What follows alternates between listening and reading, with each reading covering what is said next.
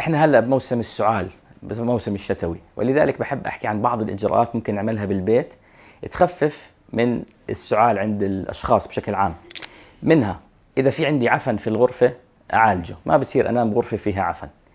بنصحش بنحط السجاد والموكيت، لانه ممكن الهاوس داست مايت تعلق فيهم وتعملنا سعال بشكل مستمر.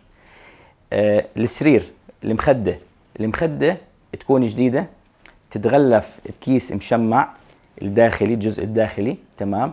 وجه المخده ينحط كل يوم واحد جديد، ووقت النوم مش من الصبح وكل الغبره تكون اجت وتجمعت على المخده، ولما نيجي ننام كل هاوس داست مايت والغبره تدخل بانفنا ونصير نسعل.